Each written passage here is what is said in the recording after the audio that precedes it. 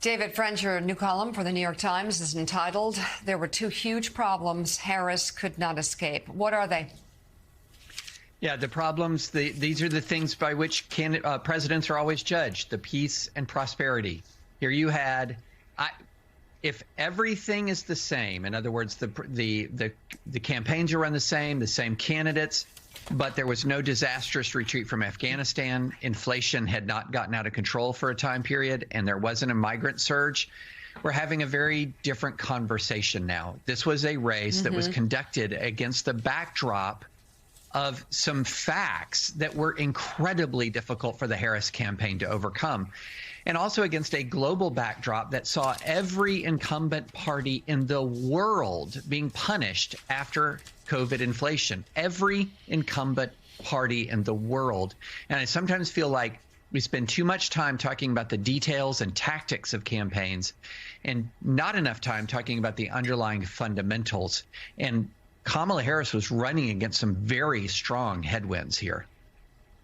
Yeah, you know what's so interesting is you talk about peace and prosperity, and as I was reading it, well, that's pretty simple, right? I mean, peace and prosperity. Yeah. It's why Bill Clinton was successful in the 1990s when Republicans were shocked that people would be voting for him against two World War II veterans, two World War II heroes.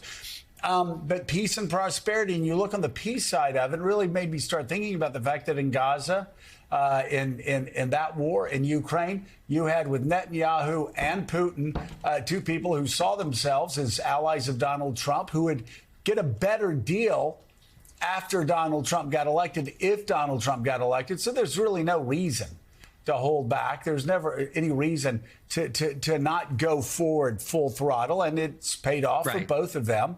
And then as far as prosperity goes, you know, it is funny. Somebody said last hour that within 4 months, there will be people on TV talking about how America's economy is the strongest economy in the world because America's economy is the strongest economy in the world relative to the rest of the world, stronger than any time since 1945, the end of World War II. Everything that I've been saying for the past several years, we're lapping China. We're doing so much better. You look at AI, you look at Silicon Valley, you even look at Main Street. Inflation is down. You look at the job numbers. Everything is booming. It's fantastic. But with working Americans, the cost of groceries, the cost of gasoline, even though inflation, we see that number down where the Fed wants it, around 2%, 2.5%, there's still sort of the stacking on effect from 2020, 21, 22, 23, and here we are in 24, right? Well, by some measures, American families aren't going to fully recover where their income is above the rate of inflation, recover to their 2019 status until 2025. So the overhang from that earlier inflation, and as you were saying in 2022, is still there. So people are still behind, even though at the end of this Biden first term, wages started to catch up. But to fully catch up, you have to go into 2025, and you have the higher interest rates. It was very telling, Joe, it was very telling that Trump won lower income voters when in 2020 he lost lower income voters decisively. Okay, so who was most impacted by inflation and higher interest rates? Low income voters. He won that cohort. That was this big switch because in 2020, Biden won that cohort by double digits. And so that is that's a community most impacted by inflation. And we're sitting here talking about messaging, when the reality is, yeah, that stuff makes a difference on the margins, but the fundamental challenge was still there. Well, you know, the question is, the voters that came out that made the difference in 2020 in Milwaukee, in Detroit, in Philadelphia, in Atlanta, working class voters, white, Hispanic, black working class voters came out, made the difference, gave Joe Biden the margin of victory in those swing states. It didn't happen this year. And David's point is, of course, there are a lot of people that were really stretched, that were working class. And there wasn't, as Reverend Al said a month ago, there wasn't the excitement where he had seen it 4 years ago in Milwaukee, Detroit, Philadelphia. People vote their pocketbook, and that was made extremely evident given the very dark rhetoric on the Trump side. People still voted their pocketbook. Democratic Senator Chris Murphy of Connecticut posted this a few minutes ago, quote, "Of the 20 highest median income states, Democrats won 18 of them. Of the 20 lowest median income states, Democrats won 3. Yes, race and gender play a big role in politics, but the hard truth is this. Democrats clearly aren't listening to the people we say we fight for." Let's bring in right now columnist for the Daily Beast, David Rothkopf. David, you have two new pieces, one looking back and one looking ahead. In the Daily Beast, you explore the question, quote, "Why was I so wrong about Kamala Harris winning?" And in your Substack piece titled "Breathe, Prepare, Resist" is about readjusting now that Trump will return to the White House. So I want to ask you this question, because you look at a lot of things. Of course, we're all looking at the swing states. I will tell you, I'm looking at the middle of the country and how red the middle of the country is because, Democrats are never going to retake the Senate if they don't learn how to start winning in places like Nebraska again, in places like Oklahoma again. You and I grew up with Democratic senators, stalwarts from middle America. And that's just not happening. You look at Texas. Texas is a state the Democrats have been talking about taking in time because of the change in demographics. And many believe that 24 or 28 would be the year. The Democrats, the presidential candidate and Senate candidate, lost like 10 points in Texas. You look along the border, along the Texas border, all those border towns with a lot of Hispanics, they all went for Trump. You look at Florida, deep, deep red. A state that Biden only lost by 3 points 4 years ago. I guess the question is, as you're talking about reflecting on the loss, what do Democrats need to do to reconnect with working class voters that have really been abandoning them for 30 years?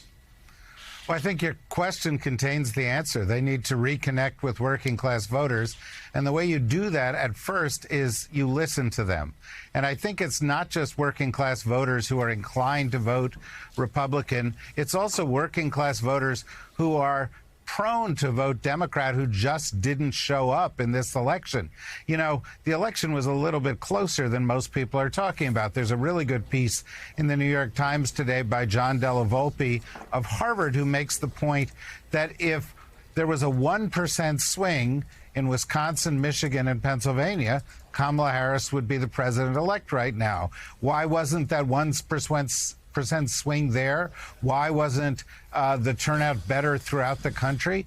Because somehow Democrats didn't motivate their own base and they didn't attract the Republican base. And so Chris Murphy's point is exactly right. The point that you've been making throughout this show is exactly right. It's time to listen. It's time to break out of the patterns of, sort of the echo chamber. I believed that this thing was going to turn out for Kamala Harris because I kept hearing the same things over. She had momentum. She had the women's vote for Roe v. Wade. She had young voters. She had crossover voters from the Republican Party. Not all of those things could be wrong, right? Well, all of those things were wrong. And, we need to get back to figuring out how to attract people who are regular Main Street voters, but also to motivate Democrats who are regular Main Street voters who just simply sat on their hands this time. So, columnist, go ahead, Joe. Jonathan. I'm so sorry, Jonathan. I'm so upset, as are many other people right now, that their children did not get off for Veterans Day. That I wasn't listening to the cues from Alex Corson. So my apologies to all of you and the children who were not able to pay respects to veterans. So, Jonathan, there are two things here that we need to talk about, and David brought them up. One is this idea that Democrats will say, and you hear this every year, right? You hear this every 4 years. If in 2004 it was, if John Kerry had just gotten the number votes or the number of people that go to an Ohio State Buckeyes game. He would have beaten George W. Bush in 2004. And then, people were saying in 2016, if Hillary had only gotten a slice of votes here or there. Then in 2020, if Donald Trump had gotten 45,000 more votes across certain states, he would have been president. You hear this every 4 years. So, okay, that's true. And if Democrats want to just win that way, they can just win that way. I say the bigger problem that they need to focus on, that David is underlining here, is not just sneaking by in Wisconsin, Michigan, and Pennsylvania every 4 years. And Pennsylvania, by the way, getting much harder because of Republican registration going up. The question is, how do you start winning in the heartland again? Because until you do that, you lose the Senate every 2 years, every 4 years, every 6 years. They have got to rebuild a national party, and not just a party that helps them win by 40,000 votes across 3 blue wall states. Yeah, I mean, even just in that immediate electoral concern, I was speaking to one of the top names Democratic Party about 2 years ago who said this right here might have been the last cycle. Pennsylvania might have even been in play, since it's turning, according to the models, becoming more and more like Ohio, a state demographically that has, of course, gone very red. Pennsylvania seems like it's going in that direction, too. And we also know, and there's been some chatter about this in recent days, that if demographic and trends continue, that after the 2030 census and the Electoral College votes change a little bit, it's going to be the blue wall states wouldn't even be enough for Democrats necessarily to get to 270. So there's a real reckoning right now. This is the moment. It does seem like the party's willing to do it, to sort of see what could be next, to sort of broaden its appeal to not just be a coastal party, to not just be a party of white college graduates or the elites, as their opponents might say, but to appeal to all Americans, including those in the heartland.